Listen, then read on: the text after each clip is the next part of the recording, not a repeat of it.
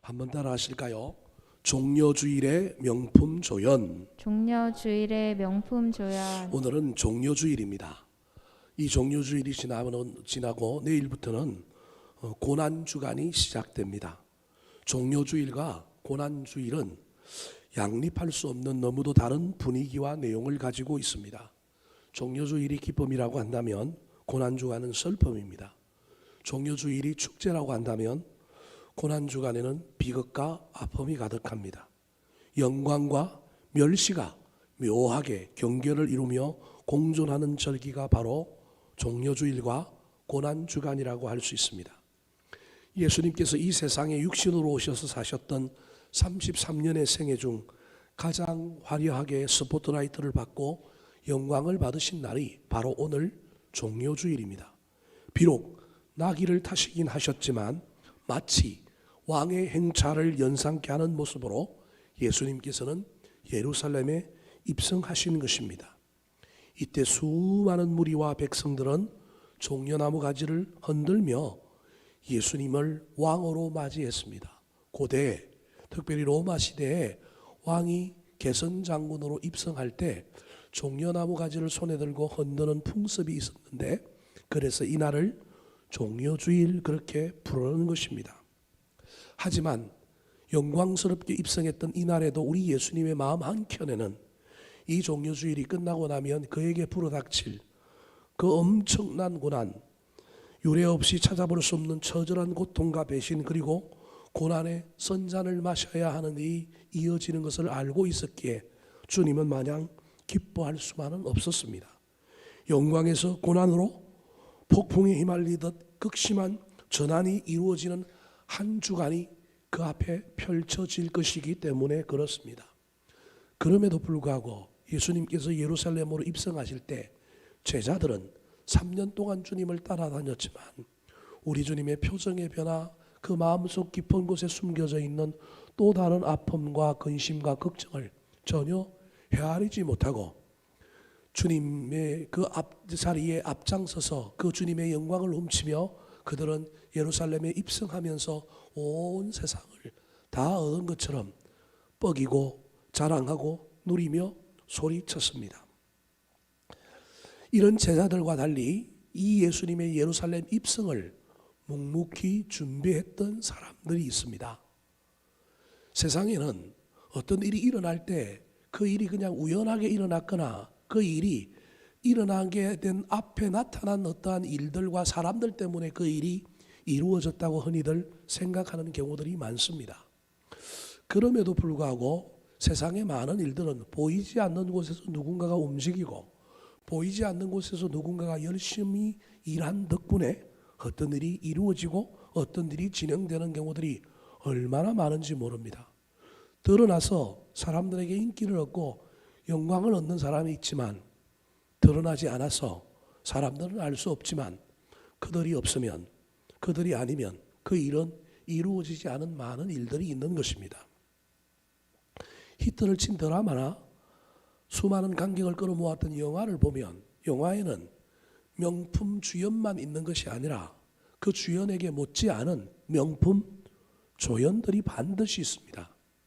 연기를 잘하는 주연, 그리고 그 스토리를 탄탄하게 이끌어가는 주연 옆에서 그 스토리가 잘 부각되고 그 연기가 더 맛깔스럽게 나게 하려고 조연들이 아주 재미난 에피소드를 꾸미고 그 속에서 코믹과 해악과 웃음과 재미난 일들을 만들어서 그 주연들이 더 돋보이게 만듭니다.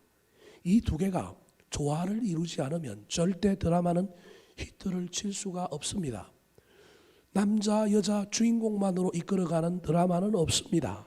반드시 그 밑에 보면 나무 조연상, 나무 여우 조연상 뿐만 아니라 이름도 잘 안 알려져 있는 수많은 사람들이 그 드라마를 만들고 그것을 만드는 것입니다. 오늘 본문에 나타난 이 이야기 속에서도 우리 주님이 예루살렘의 왕으로 입성하신 것처럼 많은 사람들에게 환대를 받고 인기를 얻었지만 이 모든 일들이 우연하게 일어난 일이 아니라 이 일 밑에, 이 일 뒤에 이 예수님의 예루살렘 입성을 준비했던 명품 조연들이 있었기 때문에 가능했습니다. 오늘 본문 말씀을 통하여 스포트라이트를 받기보다는 명품 조연으로 예수님의 예루살렘 입성을 도운 사람들을 저와 여러분이 살펴볼 때 은혜 받았으면 좋겠습니다. 비록 지금 저와 여러분은 주연이 아니고 조연도 아니고 엑스트라와 같은 삶을 산다 할지라도 하나님께서 나에게 주신 그 일자리와 그 삶의 자리와 그곳에서 나에게 맡겨진 일을 묵묵히 감당한다면 세상 사람들은 알아주지 않는다 할지라도 우리 주님 만날 그날에 네가 있어서 그 일이 가능했다. 너 때문에 그 일이 이루어졌다.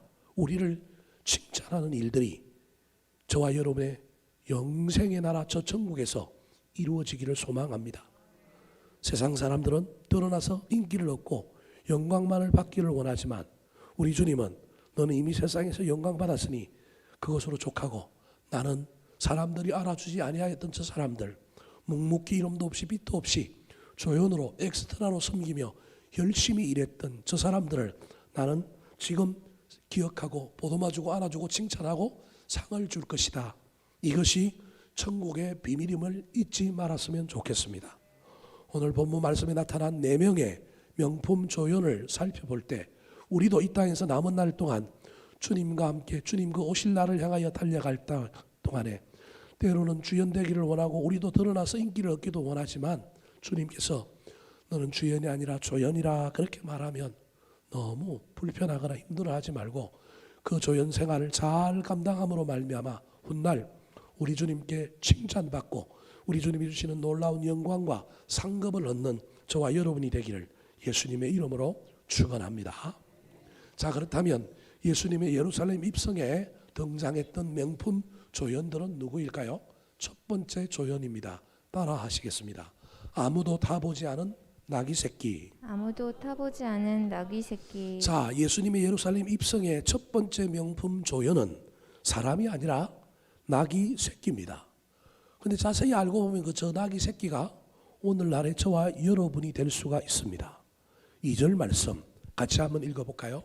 시작. 이르시되 너희는 맞은편 마을로 가라. 그리로 들어가면 곧 아직 아무도 타보지 않은 나귀 새끼가 매어 있는 것을 보리니 풀어 끌고 오라. 드라마에 동물이 등장할 수 있고 차가 등장할 수도 있습니다. 일종의 나귀 새끼는 소품에 해당됩니다. 근데 뭐 소품이 명품 조연입니까? 그렇게 말할 수 있습니다. 근데 제가 조금 이따가 그 비밀을 여러분에게 알려드리겠습니다. 비록 나귀 새끼는 운송수단으로 오늘 이야기 속에 등장하지만 알고 보면 단순한 운송수단이 아니라 저와 여러분 오늘날 모든 성도들의 모습이라고 할 수 있습니다.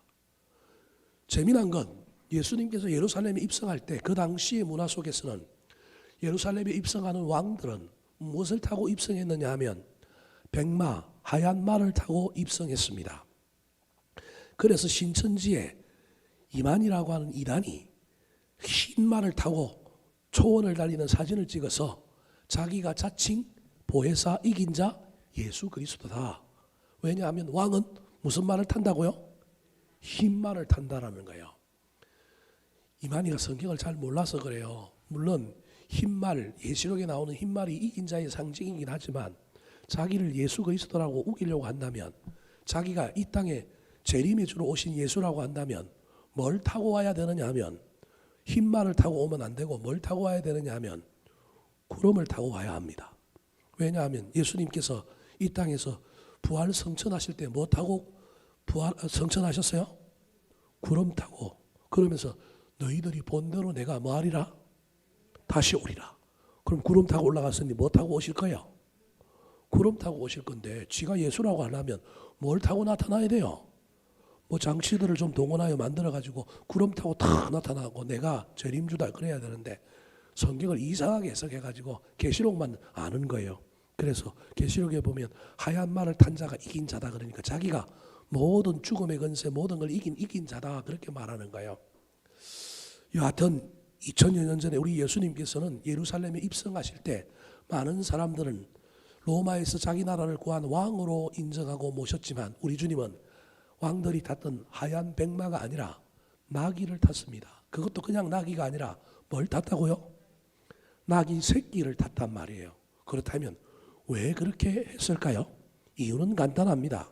구약 성경에 메시아가 오실 터인데 그 메시아가 어떻게 오실 것인지 스가랴 9장 9절에서 이미 예언해 놓았는데 그 말씀을 이루시기 위하여 예수님은 이 땅의 지배자로 오신 것이 아니라 겸손의 왕으로 오셨기 때문에 나귀 새끼를 타신 것입니다. 9절 말씀 같이 읽어볼까요? 시작. 시온아 따라 크게 기뻐할지어다. 예루살렘에 따라 즐거이 부를지어다. 보라, 내 왕이 내게 임하시나니 그는 공의로우시며 구원을 베푸시며 겸손하셔서 나귀를 타시나니 나귀의 작은 것 곧 나귀 새끼니라.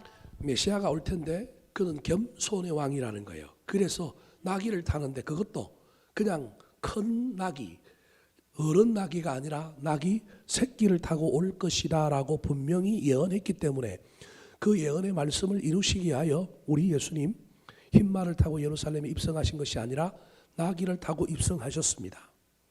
그런데 저 나귀가 제가 아까도 말씀드렸던 것처럼 단순한 동물의 나귀이지만 영의 눈으로 열고 보면 저 나귀가 누구냐 하면 말씀을, 예수 그리스도를 우리 인생 가운데 태우고 주님을 모시고 살아야 할 누구의 모습이냐 하면 우리의 모습인 거예요. 앞에 2절 말씀을 다시 한번 보여주실까요? 저 나귀를 설명하고 있는데 나귀의 설명이 중요하게 부각되는 구절이 몇 군데 있습니다. 이르시되 너희는 맞은편 마을로 가라. 그리로 들어가면 곧 아직 아무도 타보지 않은 나귀 새끼가 매여 있는 것을 보리니 풀어 끌고 오라라고 하는 저 구절 속에 제가 몇 가지 단어를 여러분에게 말씀드리면 첫 번째는 아직 아무도 타보지 않은, 두 번째 중요한 구절은 매여 있는, 세 번째로는 풀어 끌고 오라는 말입니다. 저 나귀를 동물 나귀로 이해하지 않고 영의 눈을 열어서 우리라고 이야기한다면 우리는 어떤 존재냐 하면 우리는 아직 아무도 사람을 태워보지 않은 존재, 즉 주인을 삼아보지 않은 존재였습니다. 누가 주인이었느냐 하면 내가 주인이었어요. 그래서 내 인생에 아무도 나를 태워보지 않은 나귀입니다.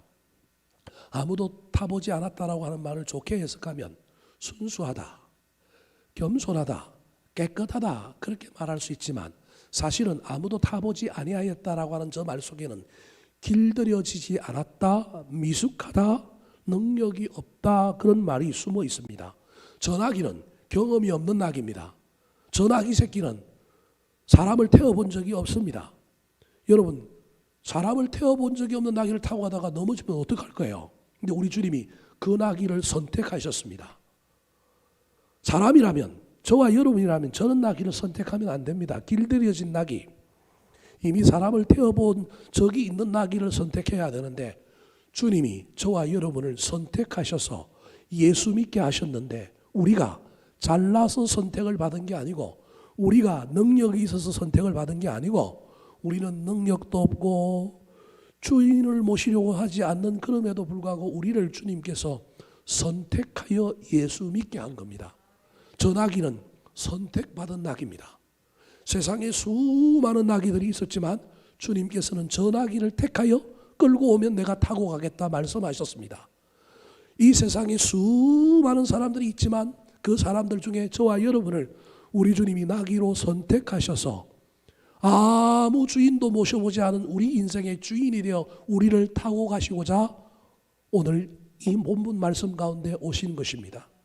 그러므로 저 나귀는 능력 있는 나귀도 아니요, 실력 있는 나귀도 아니요, 그럼에도 불구하고 우리 주님께서 선택해 주셔서 예수 믿게 한 선택의 은혜, 선택의 체험이 있는 나귀입니다. 저와 여러분이 그런 존재라고 하는 사실을 잊어버리면 안 됩니다. 그래서 우리는 선택받음에 감사해야 합니다. 내가 잘나서, 내가 능력이 있어서 예수를 믿은 것이 아니라 능력 없음에도 아무도 태워보지 않은 실력 없는 존재임에도 불구하고 주님께서 이영기 목사를, 저와 여러분을 선택하여 지금 쓰고 있는 겁니다. 주님이 저와 여러분을 타고 가고 있는 것입니다. 떨어뜨리지 않고 주님을 잘 모시고 저 천국까지 저와 여러분이 가야 하는 나귀임을 잊어버리지 않았으면 좋겠습니다. 두 번째 저 나귀는 어떤 나귀냐 하면 아무도 태워보지 않은 나귀일 뿐만 아니라 2절을 다시 보여주시기 바랍니다. 어떤 나귀냐면 매여 있는 나귀입니다. 여러분, 소나 짐승은 어미는 묶어놓지만 태어난 새끼는 묶어두지 않습니다. 왜냐하면 새끼는 누굴 떠나지 않기 때문에 그렇습니까? 어미를 떠나지 않기 때문에 새끼는 메어두지 않아도 늘 어미 주변에서 맴돌기 때문에 묶어두지 않습니다.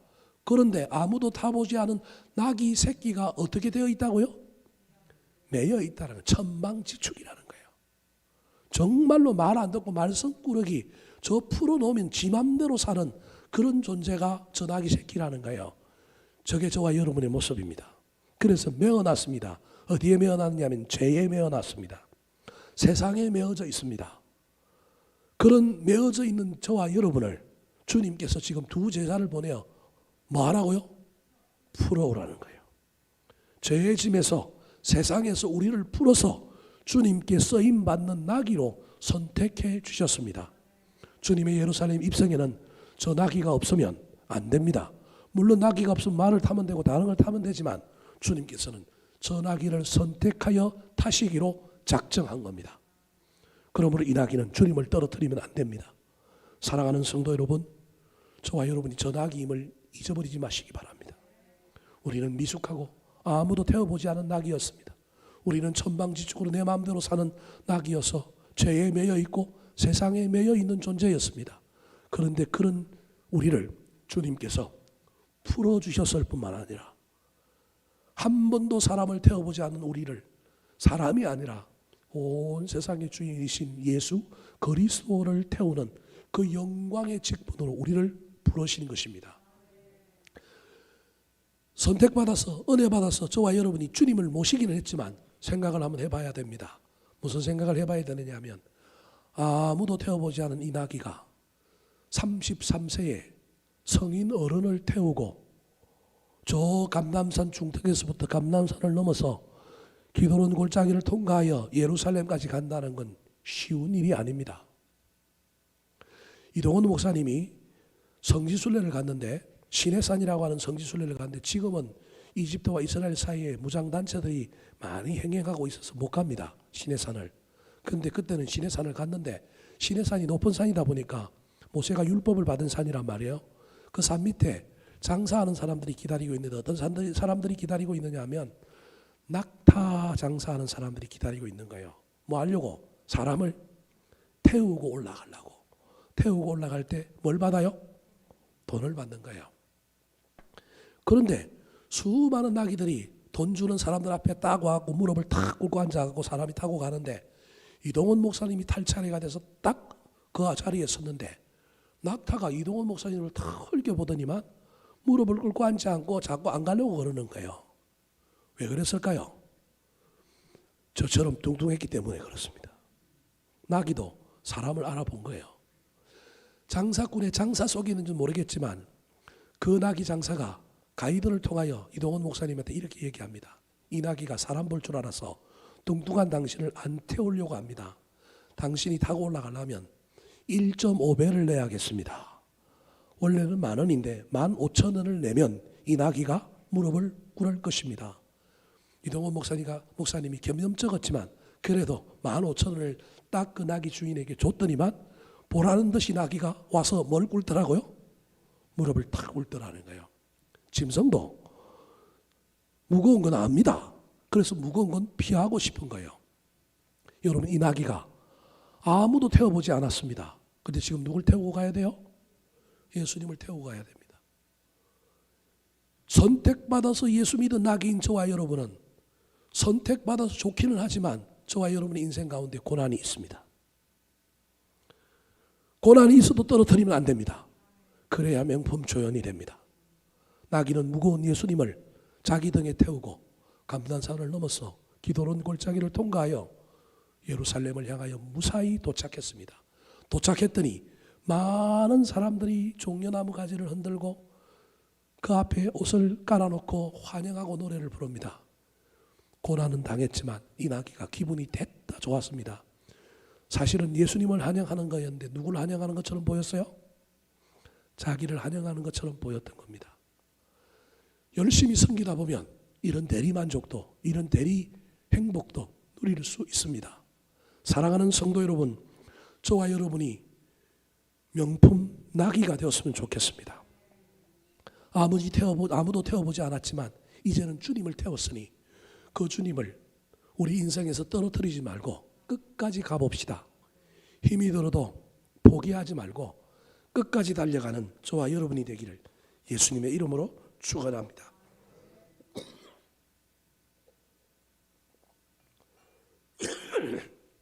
두 번째, 오늘 본문에 나타나는 명품 조연은 누구일까요? 따라 하시겠습니다. 말씀대로 순종한 두 제자. 말씀대로 순종한 두 제자. 자, 예수님께서 이 예루살렘에 입성하실 때 감람산 벳박이라고 하는 중턱 마을에서 맞은편 마을로 두 제자를 보내서 이 나귀 새끼를 끌어오라고 심부름을 시켰습니다. 1절 말씀 같이 한번 읽어볼까요? 시작. 그들이 예루살렘에 가까이 와서 감난산 벳바게와 베다니에 이르렀을 때 예수께서 제자 중 둘을 보내시며. 자, 여기에 또 다른 명품 조연 두 명의 제자가 나옵니다. 근데 이름이 있어요, 없어요? 없어요. 좀 이름을 밝혀주면 얼마나 좋을까요? 그래서 영광을 좀 받게 하면 얼마나 좋겠습니까? 그런데 성경은 철저하게 이 사람들의 이름을 밝혀두지 않습니다. 이름을 밝혀두지 않으니 이 사람들이 별로 한 일이 없는 것으로 이해합니다. 근데 이 사람들이 대단한 사람들입니다. 이 사람들에게 예수님께서 제자 둘을 보내시면서 아까 2절에 읽었던 것처럼 맞은편 마을에 가서 뭘 데리고 오라고요? 나귀 새끼를 끌어오라 그러는 거예요. 자, 그럼 여러분이 제자라고 생각해 봅시다. 어떻게 해야 될까요? 해야 될까요? 말아야 될까요? 성경에 기록되어 있으니까 우리는 그냥 저게 쉬운 일인 줄 생각합니다. 맞은편 마을에 갔는데 나귀 새끼를 끌어오래요. 잘못하면 뭐 한 거예요? 도둑질한 거죠. 그죠? 그냥 가서 끌고 오래요. 근데 여러분, 주님이 설명을 해주는데 나귀도 있지만 그 옆에 뭐도 있다고요? 나귀 새끼도 있대요. 근데 뭘 끌어오래요? 새끼를 끌어오래요. 여러분 같으면 뭘 끌고 올까요? 내 이성이 발동하여 예수님을 태우고 가려면 나귀 새끼는 안 돼. 저건 걸렀어. 주님이 말씀을 잘못했을 거야. 내가 잘못 들었을 수도 있어. 상식적으로 생각해 보니까 나귀 새끼가 아니라 뭘 끌고 가야 돼? 나귀를 끌고 가야 돼. 여러분, 저와 여러분이 순종한다고 하면서도 저와 여러분 인생 가운데 우리의 생각을, 우리의 해석을 집어넣을 때가 얼마나 많은지 모릅니다. 우리의 이성이 살아서 내 생각이 살아서 막 움직이는 거예요. 이 제자들이 그렇게 하지 않고 둘을 보냈는데 이 제자들은 들은 대로 행합니다. 어떻게 해요? 나귀 새끼를 끌고 오라 그랬으니 상식적으로는, 세상적으로는 나귀를 끌고 와야 되지만 그럼에도 불구하고 뭘 끌고 와요? 나귀 새끼를 끌고 오는 거예요. 이게 대단한 거예요. 이게 아무것도 아닌 것 같지만 글로 기록해 놓으니까 이게 쉬운 것 같지만 삶의 현장에 들어가면 저와 여러분은 반드시 내 생각과 내 마음과 내 이성과 내 상식과 내 통계와 내 경험이 반드시 등장하게 돼 있다니까요. 이건 순종이 아닌 거예요. 예수님은 긴 설명도 하지 않고 제자들에게 이유도 설명하지 않습니다. 두 개가 있는데 그 둘 중에 나귀 새끼를 끌어오라는 거예요. 근데 제자들이 어떻게 했을까요? 오늘 본문과 똑같은 내용을 다루고 있는 마태복음 21장 6절은 이렇게 기록하고 있습니다.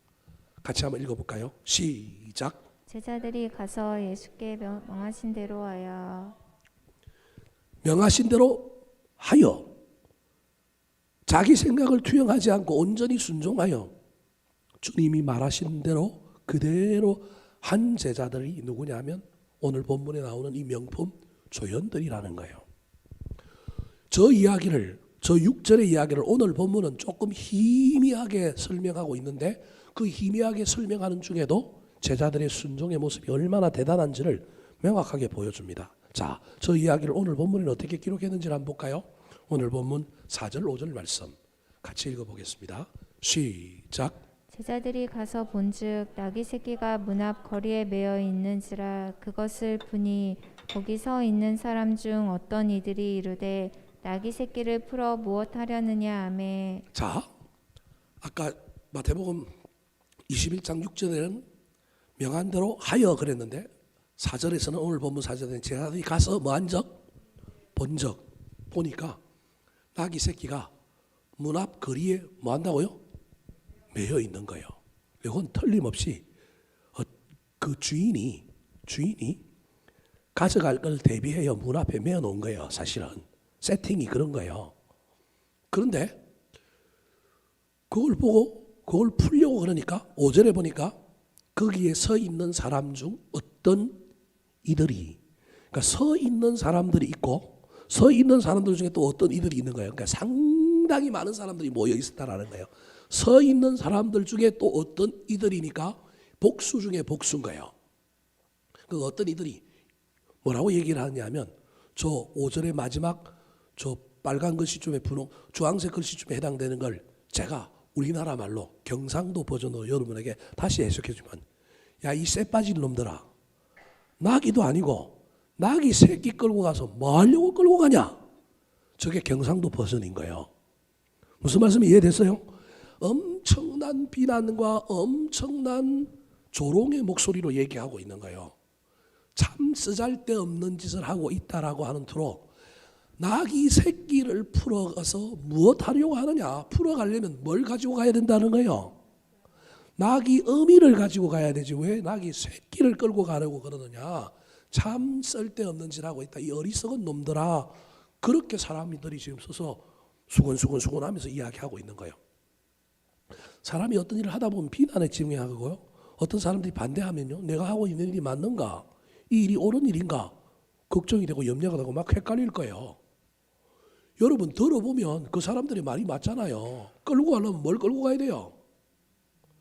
나귀 어미, 나귀 큰 나귀를 데리고 가야지 무슨 새끼를 끌고 가라고 그랬어요. 그럼에도 불구하고 제자들이 들은 말은 뭐예요?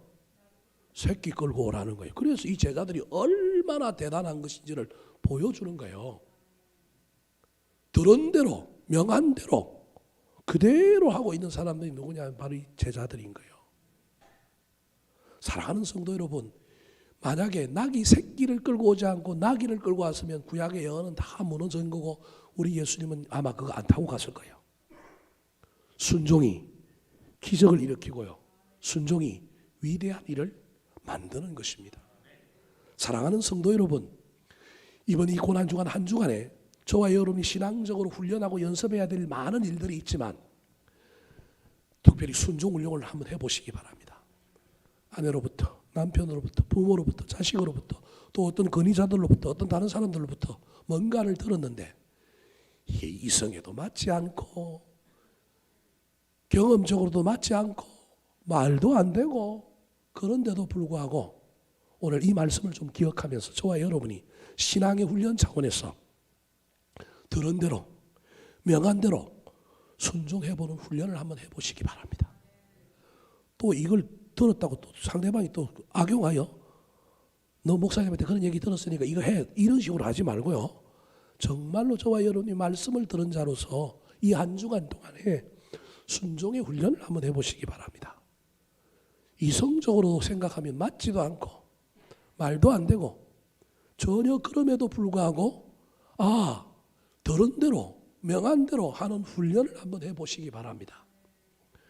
이해가 안 되고 내 생각에 내 결과에 예측에 전혀 들어오지 않는 일임에도 불구하고 그 일을 하는 일들을 통하여 하나님이 역사하실 것을 기대하고 배워보는 저와 여러분이 되었으면 좋겠습니다.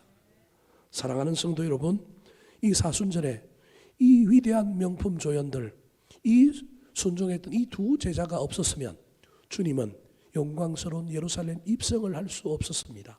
이 제자들은 자기의 생각, 비난하는 사람들, 그리고 고정관념 속에 가려면 감람산 벳바게라고 하는 도시는 제일 가까운 데가 어디냐 하면 나사로의 집입니다.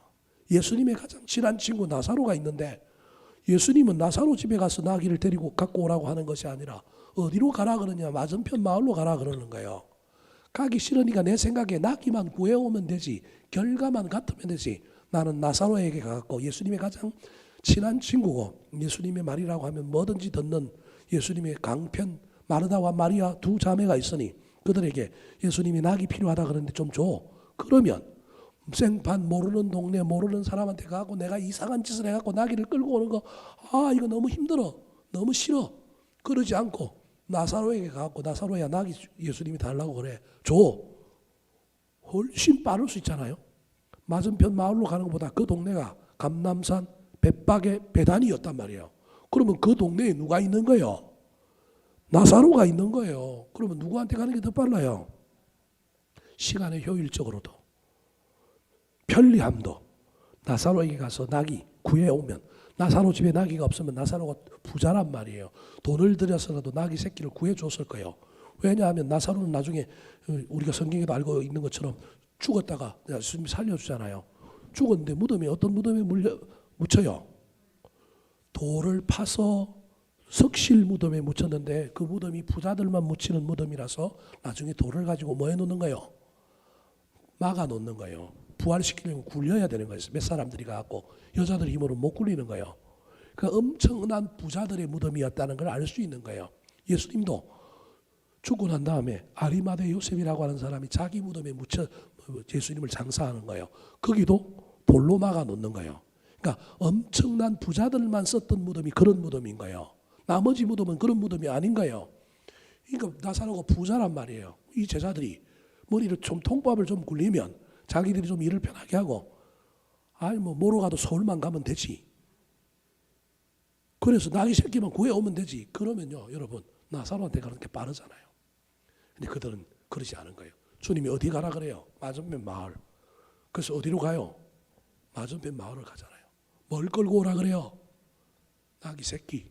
사람들은 나귀 새끼 끌고 가서 뭐 하려고 그러느냐 비난해도 그들은 끝까지 뭘 끌고 가요?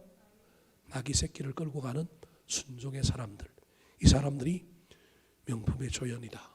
이 사순절 기간, 특별히 이 고난주간 마지막에 저와 여러분이 이 훈련을 스스로 감당해보고 이 훈련에 동참해보는 기회를 삼게 되기를 예수님의 이름으로 축원합니다. 세 번째, 오늘 본문에 등장하는 명품 조연은 누구일까요? 따라 하시겠습니다. 쓰시겠다 할 때 헌신한 나귀 주인. 쓰시겠다 할 때 헌신한 나귀 주인. 자, 오늘 본문에 이 나귀 새끼의 주인이 있었습니다. 근데 이 주인을 예수님께서 이미 제자들 둘을 보내면서 나귀를 끌고 오라고 할 때 이 주인이 어떤 사람인지를 설명을 해줍니다. 3절 말씀 같이 한번 읽어볼까요? 시작. 만일 누가 너희에게 왜 이렇게 하느냐 묻거든 주가 쓰시겠다 하라. 그리하면 즉시 이리로 보내리라 하시니. 나귀 주인에 대하여 예수님이 제자들 두 명에게 설명하는데, 야 너희들이 가고 나귀를 끌고 오려고 할 때 주인이 시비를 걸거든. 무슨 말만 하면 되느냐 하면 주가 서시겠다 하라 이 말만 하면 그 나귀 주인이 어떻게 한다고요? 묻지도 않고 따지지도 않고 즉시 이리로 보내리라. 너희들보다 그 사람이, 그 나귀 주인이 훨씬 더 순종의 사람이요 헌신의 사람이다라고 하는 걸 알려주는 거예요. 그래야 안심하고 갈 수 있잖아요. 이 제자들 두 명이 좀 안심하고 가게 하라고. 너희들보다 더 순종 잘하는 사람이 이 나귀 주인이고 이 사람은 헌신의 사람이야. 묻지도 않을 거야. 따지지도 않을 거야. 그런데 달라고 하면 그냥 뭐 할 거라고요? 줄 거라는 거예요. 여러분 이게 말이 돼요? 여러분이 나귀 주인이라고 한다면 저와 여러분이 뭘 가지고 있는데 갑자기 목사님 제가 나타나고 야 이거 좀 줘. 그러면 줄 수 있어요? 저도 자녀들을 키워보니까 이제 나이가 좀 들어가니까 조금은 이제 이해가 돼요. 젊었을 때는 우리 아들들이 뭘 해달라고 그러면 핑계를 대고 좀 늦추고 생각해보자고 그랬는데 이제는 나이가 드니까 어차피 해줄 거면 어떻게 해주자고요? 빨리 통 크게 해주자. 엄마가 아들이 용돈이 좀 없는 것 같은데 5만 원만 주세요. 그러면 얼마 줘야 돼요? 10만 원. 옛날에는 5만 원이 어디 있냐고 우기고 네가 줘라 그랬다가 이제는 5만 원 달라 그러면 아예 그냥 얼마 줘버려요? 10만 원을 줘버려야 돼요. 그래야 그 애들이 부모의 사랑을 알고 나중에 부모에게는 못 갚아도 자기들도 받은 만큼 누구한테 그렇게 할 거예요. 자식들에게 하지 않겠어요?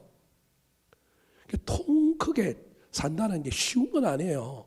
저와 여러분의 마음속에 이 째째한 간장종지와 같은 째째함이 들어있어가지고 뭔가 일을 할 때 저와 여러분이 얼마나 어려운지 몰라요. 교인들 중에 오늘 본문에 나오는 이런 사람들이 들어있어요. 그래서 얼마나 목사도 놀라는지 몰라요. 통 큰 사람들이 있어요.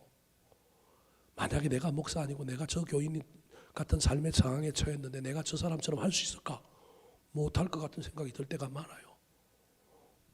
그런데도 불구하고 주가 쓰시겠다 그러면 막 탁 내놓는 사람이 얼마나 대단한지 몰라요. 여러분 모든 걸 다 우리 주님이 빙 뜯어 가시는 나쁜 분은 아닙니다.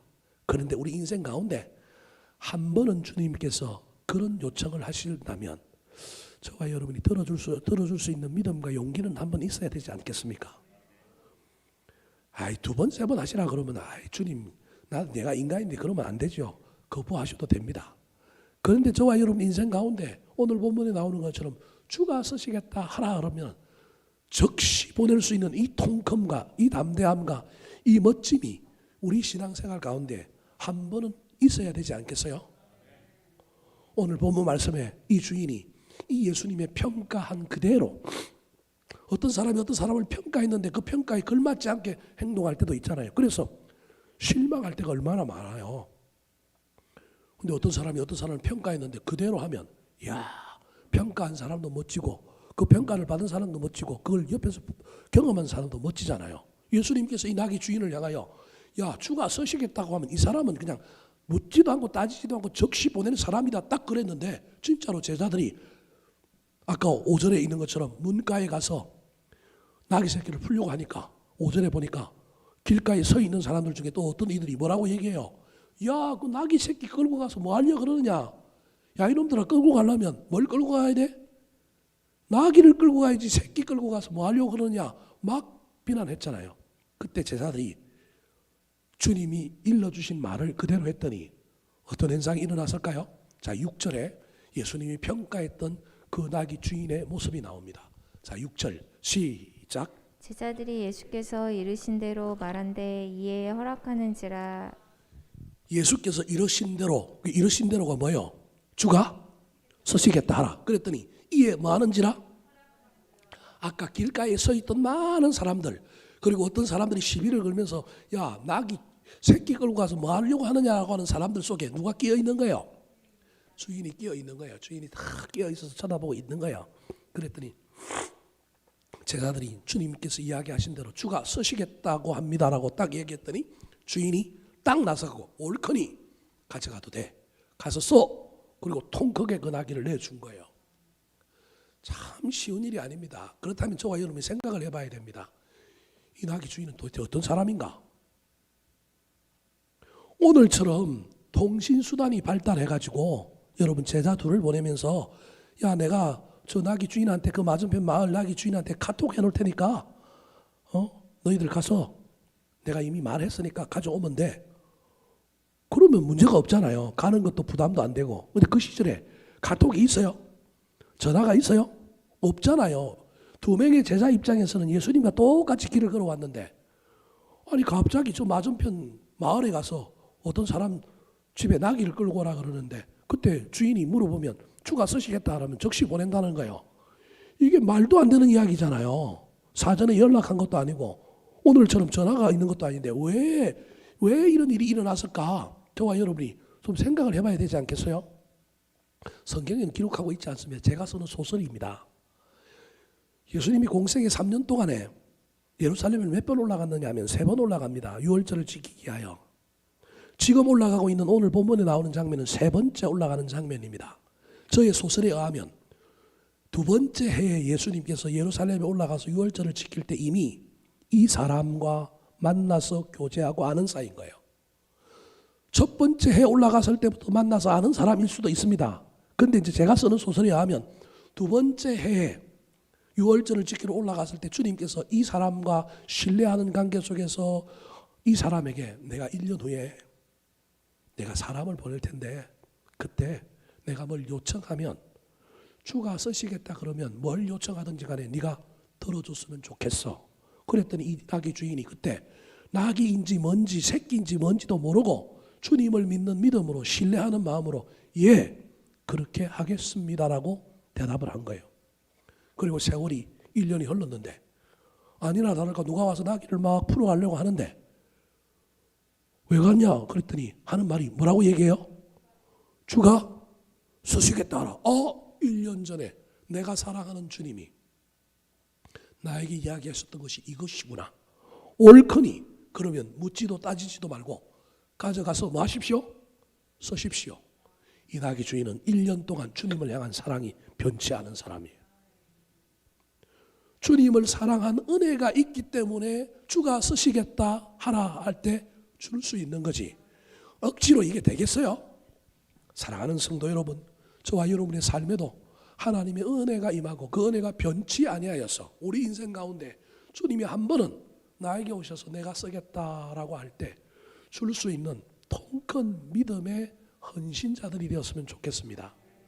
베세다 들녘에서 예수님께서 열심히 설교하셨을 때 저녁이 되었는데도 불구하고 사람들이 갈 줄을 모르고 듣다가 밥때가 지났는데 밥을 먹을 길이 없어요.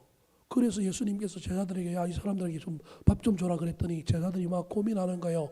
고민한 결과가 뭐예요? 저 베세다라고 하는 마을에 들어가서 빵 사다 먹이면 되겠다. 그런데 계산을 해보니까 사람 숫자가 어때요? 너무 많은 거예요. 감당이 안 되는 거예요. 자기들 재정으로는.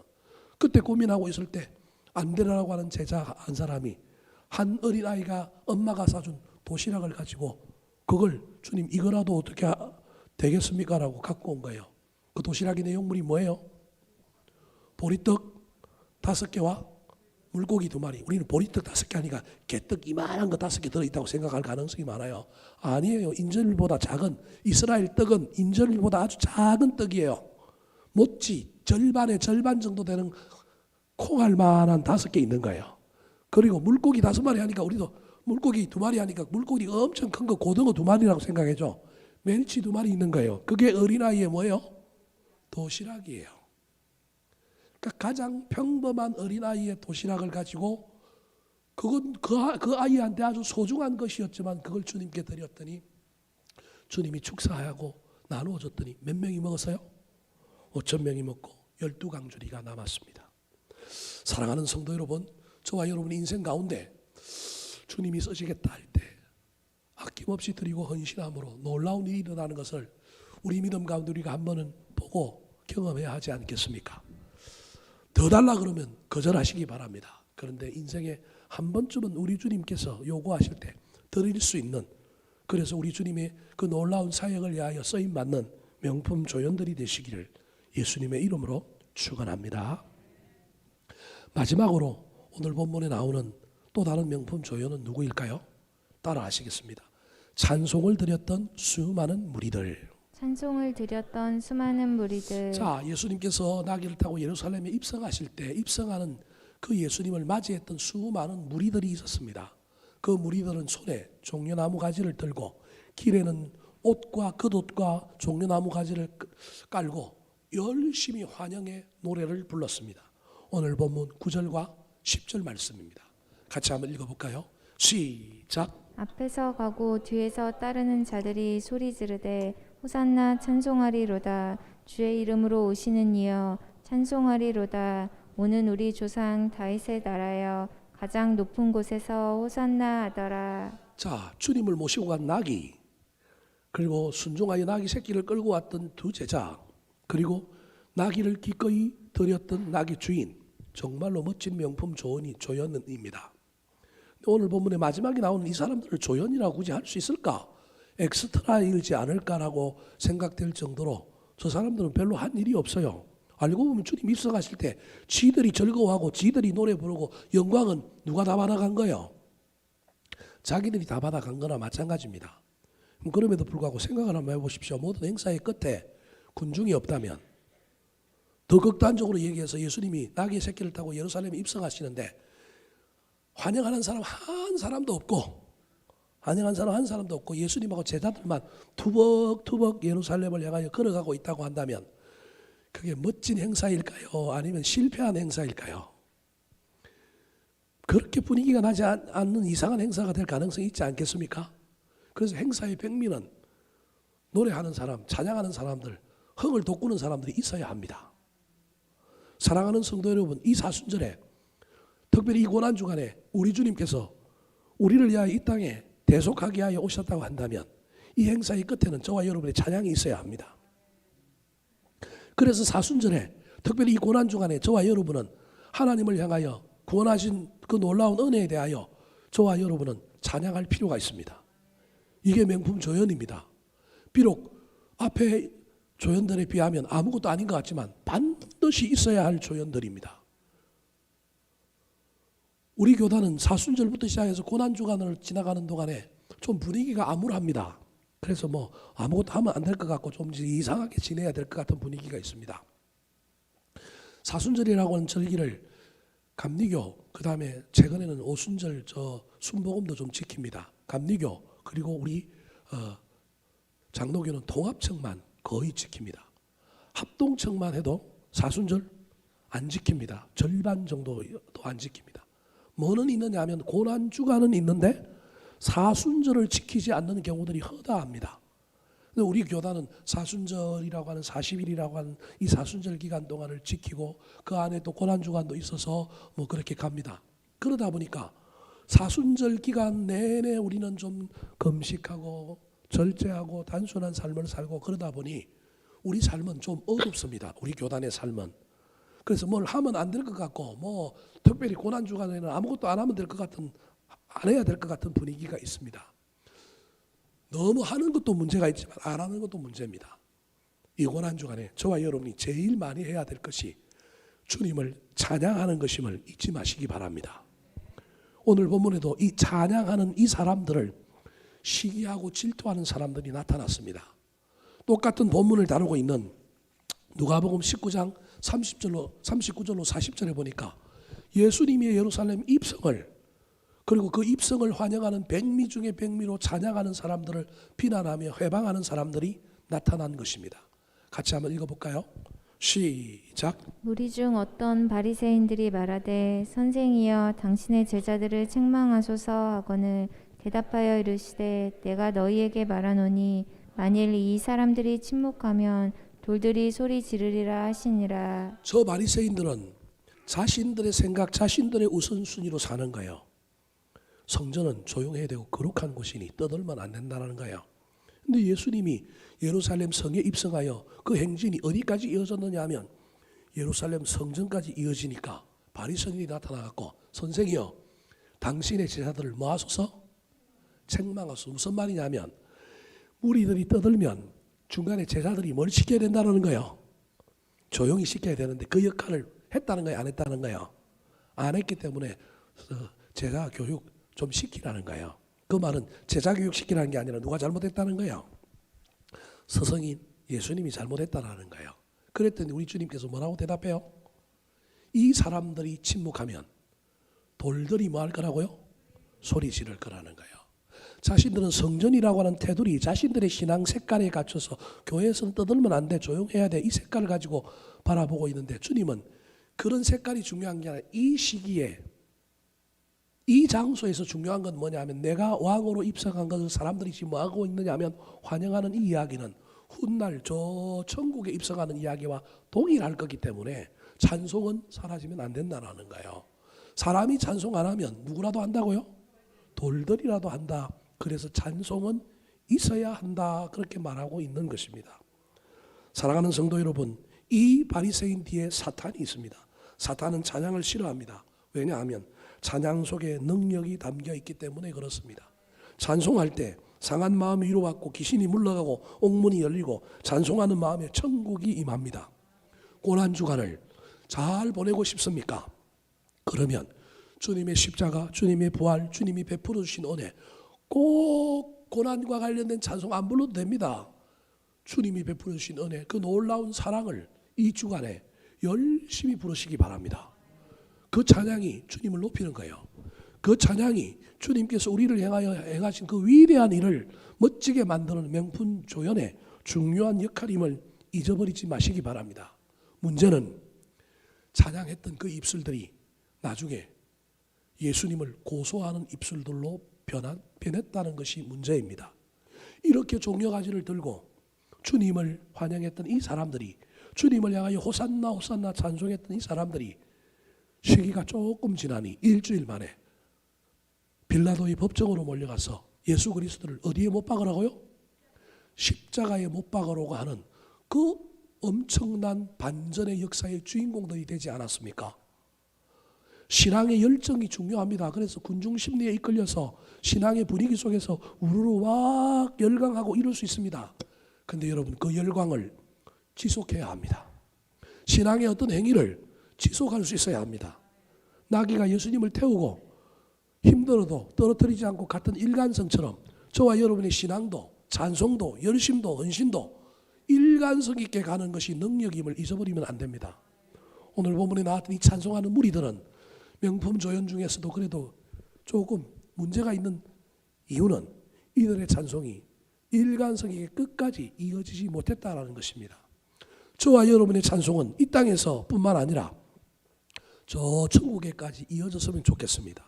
그래서 계시록 7장에 나오는 것처럼 천국에 먼저 갔던 사람들이 종려나무 가지를 들고 온 세계와 만방과 백성 방언 중에서 흰옷을 입고 천국으로 오는 사람들을 향하여 종려나무 가지를 들고 먼저 들어갔던 사람들이 입성했던 사람들이 찬양하는 자 그 무리 가운데 저와 여러분이 들어있었으면 좋겠습니다. 무엇이든지 끝까지 하는 자들이 되었으면 좋겠습니다. 이 찬송하는 무리들 말고도 오늘 본문에 또 우리가 반면교사로 삼아야 될 또 다른 사람들이 있습니다. 그 사람들이 7절 8절에 나옵니다. 자, 7절 8절 같이 한번 읽어볼까요? 시작. 나귀 새끼를 예수께로 끌고 와서 자기들의 겉옷을 그 위에 얹어 놓음에 예수께서 타시니 많은 사람들은 자기들의 겉옷을 또 다른 이들은 들에서 벤 나뭇가지를 길에 펴며 우리가 반면교사로 삼아야 될 두 사람, 한 사람은 찬양하는 사람들, 또 다른 한 사람들은 겉옷을 편 사람들입니다. 7절에 나귀 새끼를 예수께 끌고 와서 자기들의 겉옷을 그 위에 얹어 놓음에 이 사람들은 아마 제자들인 것 같습니다. 그랬더니 8절에 많은 사람들, 군중에 있던 많은 사람들도 자기들의 겉옷과 종려나무 가지를 베어서 예수님께서 타신 나귀 앞에 그 길에다가 여러분 양탄자를 깔고 그 영화제에 그 레드카펫을 깔듯이 옷을 쫙 깔아놨습니다. 얼마나 멋진 일을 한 겁니까? 근데 문제는요, 저 멋진 일을 했던 사람들이 나중에 저 멋진 일의 행위가 어떤 의미가 있는지를 모르고 그 행위를 바꿉니다. 여러분, 고대의 겉옷은 생명을 상징합니다. 그래서 모세의 율법에 의하면 겉옷을 저당 잡힌 사람에게 전당포 주인은 밤이 되면 그 겉옷을 다시금 뭐 해야 되느냐 하면 내어줘야 합니다. 왜냐하면 일교차가 너무 심하여 얼어 죽기 때문에 그렇습니다. 그래서 겉옷을 바쳤다라고 하는 것은, 겉옷을 폈다라고 하는 것은 내 생명을 드립니다, 내 온 인생을 드립니다라고 하는 결단과 헌신이 저 안에 있는 거예요. 당신이 왕이니 내 생명을 바치고 왕이신 당신과 함께 내가 이 나라를 운영하는데 앞장서는 일꾼이 되겠습니다라고 하는 헌신과 결단의 표시가 무엇이냐면 겉옷입니다.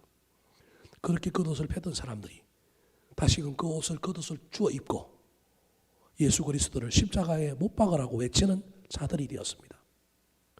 찬송하는 입술로는 예수를 못 박으라 그랬고, 벗어놓았던 겉옷은 다시 주워 입고 우리 주님을 배신하는 일에 앞장섰던 신앙의 열광주의와 순간적인 열정주의에 빠져서 그들의 신앙을 이어가지 못했던, 그래서 명품 조연에서 명품 조연이 아니라 나중에는 반대자가 되어버렸던 인생으로 마감했던 사람이 네 번째 나오는 사람들입니다.